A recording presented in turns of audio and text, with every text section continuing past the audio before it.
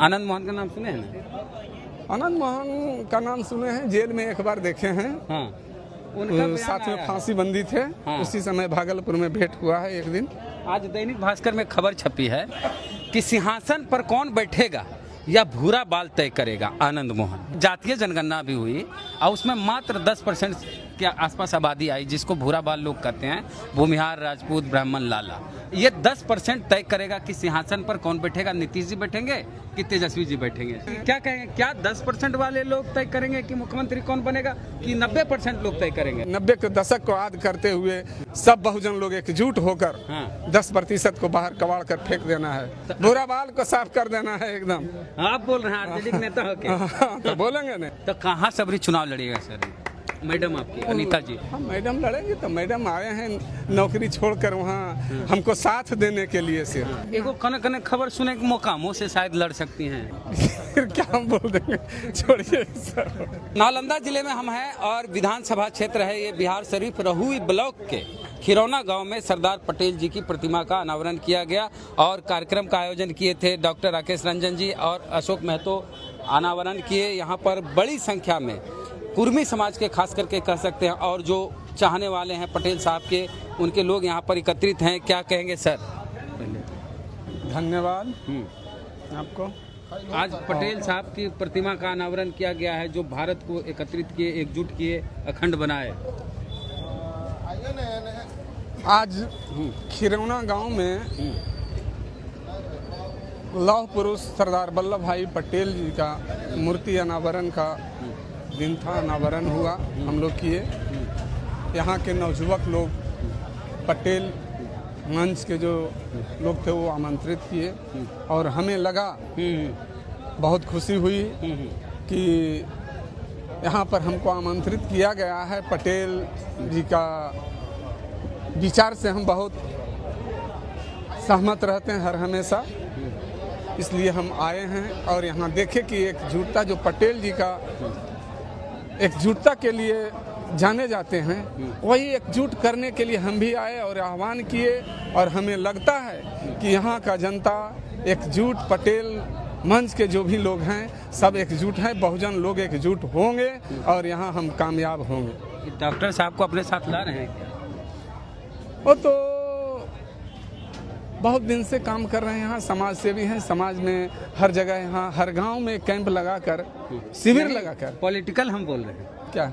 चुनावी साल तो चुनावी साल है तो पॉलिटिक्स में आवेंगे नहीं। जब किसका इच्छा नहीं रहता है कि हम पॉलिटिक्स में नहीं आवे, लेकिन सेवा की भावना जो इनका है, इससे भी लोग प्रेरित हैं, इनका कायल हैं। जनता इनको खोज रहा है। यहाँ हम आए तो हम ये अनुभव किए कि यहाँ पर सब लोग खोज रहे हैं कि इनके जैसा नेता हो। भाषण दे रहे थे तो अंत में आप बदलाव करने की बात, इशारा क्या था? तो वही इशारा था, बदलाव। जब जनता ज्यादा दिन जब सरकार में रहता है, कोई तानाशाह हो जाता है, तो ये तानाशाह यहाँ का जो विधायक हैं वो लगातार डॉक्टर सुनील कुमार तो थे, जदयू में नीतीश जी के साथ थे। तो जहाँ भी लेकिन नीतीश जी के बाद में छोड़ दिए 15 में। वो जदयू में रहे या हम पार्टी से अति नहीं रहते हैं।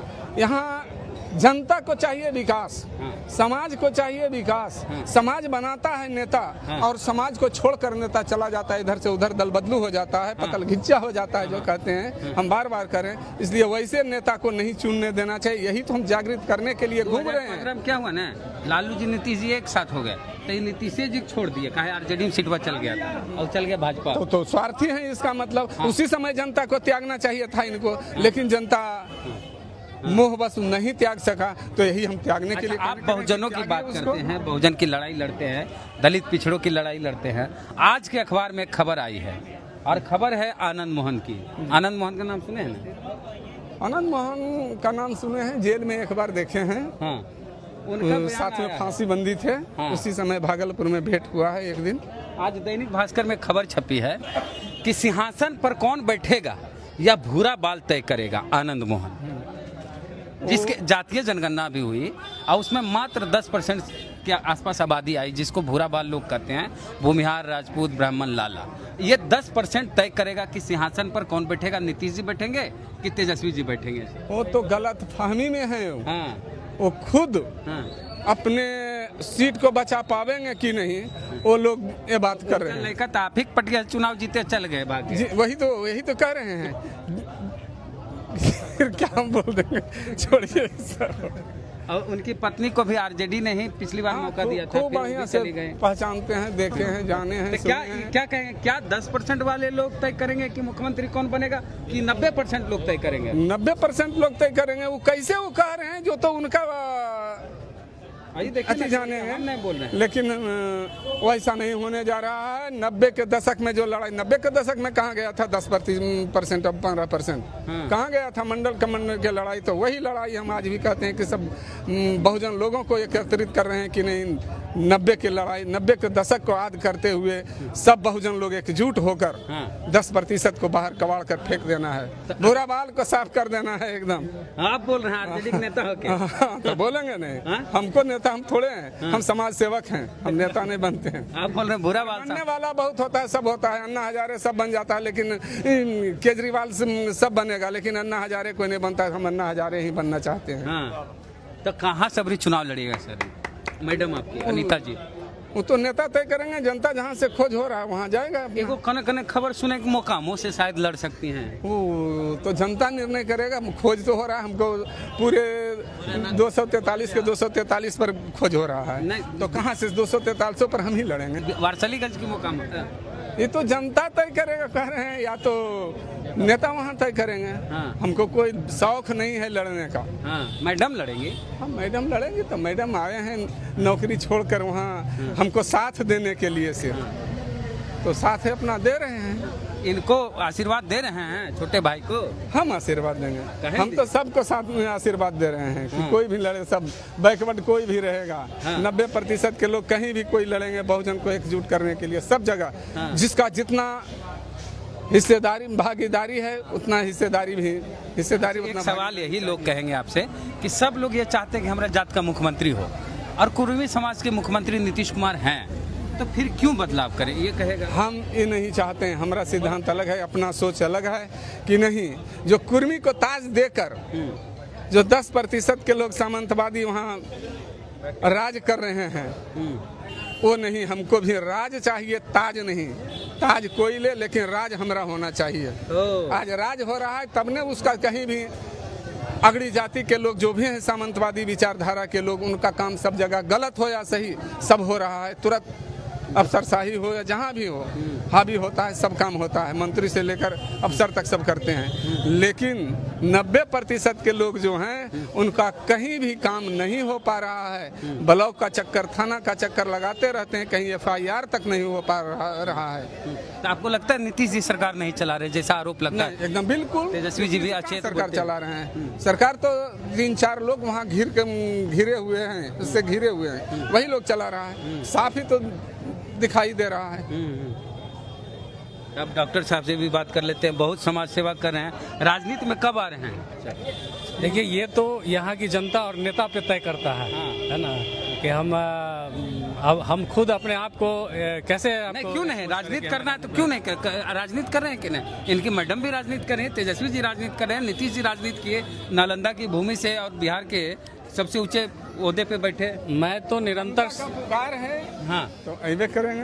नहीं, ये है तो जानना चाहती है कि देखिए, बिहार शरीफ बहुत संवेदनशील विधानसभा क्षेत्र है, यहाँ संप्रदाय के नाम पर कुछ हिंसा हुई है और कई बार हुई है।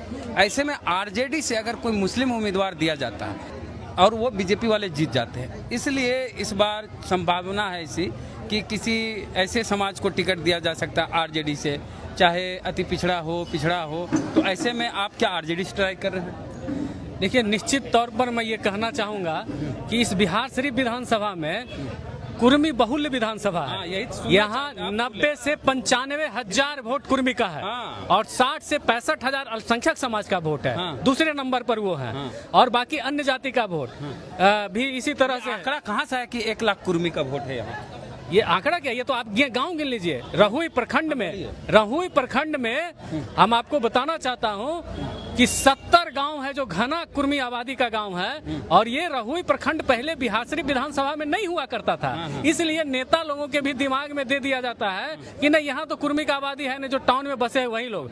मैं आपको दावे के साथ कहना चाहता हूँ कि सिर्फ बिहार शरीफ शहर में ही जितना कुर्मी की आबादी बसी हुई है, लगभग 20 मोहल्लों में सघन आबादी है। अगर वो आबादी ही लगभग अल्पसंख्यक आबादी के आसपास हो जाती है, लगभग अल्पसंख्यक आबादी के 40 से 45 हजार आबादी सिर्फ बिहार शरीफ में कुर्मी समाज का लोग बसा हुआ है, और रहुई प्रखंड में आपका 70 गांव कुर्मी जाति का है। आप एवरेज निकाल लीजिए कि पर गांव में, एक गांव में कितना आबादी होगा कुर्मी समाज का, उसी से आपको अनुमान लग जाएगा। और उसमें से 10-15 ऐसे गांव हैं, पेशौर, सोसंदी, सोनसा जैसे गांव, जहां 3-3, 4-4 हजार आबादी है कुर्मी का। तो आप समझ सकते हैं पैठना, इन सारे उतरनामा, ये सब बड़े गांवों से। दावेदारी किस पार्टी से आप कर रहे हैं?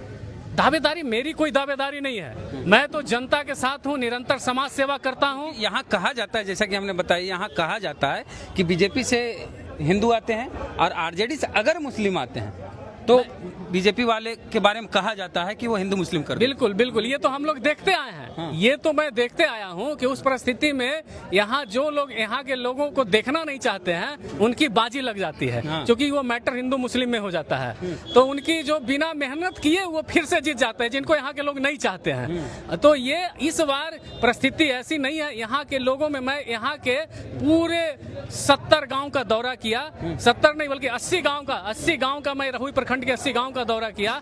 बिहार शरीफ शहर के लगभग मोहल्ले में मैं जाकर समाज के लोगों से मिला, उनके दुख सुख को साझा किया। तो सभी लोगों का एक ही आवाज है कि हम लोग वोट देकर जिनको जिताते हैं 20 साल से, वो ये हमको कहते हैं कि वोट हमको दिए हैं। उनके दुख सुख की तो दूर हो गई बात, उनके तरफ नजर नहीं मिलाते हैं, और उनके लिए जो कदम से कदम मिलाकर काम करते हैं, वो इधर से प्रणाम करते हैं तो मुड़ी उधर घुमाते हैं, उधर से प्रणाम करते हैं तो मुड़ी उधर घुमाते हैं। इतना उनको बाकी यहाँ के लोगों से घिरना है। और ऐसे लोगों से लोग यहाँ का उब चुका है, ये मैं फील किया हूँ, लोगों के बीच गया हूँ, उनकी बात मैं कर रहा हूँ, ये हमारी बात नहीं है। तो निश्चित तौर पर यहाँ की जनता, यहाँ के लोग चाहते हैं कि इस बार परिवर्तन हो, और इस परिवर्तन के दौर में, इस परिवर्तन की लड़ाई में निश्चित तौर पर यहाँ के लोग अगर चाहेंगे कि डॉक्टर राकेश आगे आए, तो उस लड़ाई के लिए डॉक्टर राकेश तैयार है। कौन पार्टी चाहिए? कौन? जब महागठबंधन से हम लोग तो आरजेडी के साथ हैं, अशोक महतो जी के साथ हैं। यही हम जानना चाह रहे थे। तो कह रहे हैं कि जैसे कि वो तो हो गए कुशवाहा जी, डॉक्टर सुनील कुमार, वो नीतीश कुमार की पार्टी से 2 बार जीते, लेकिन नीतीश कुमार के साथ वफादारी नहीं कर पाए।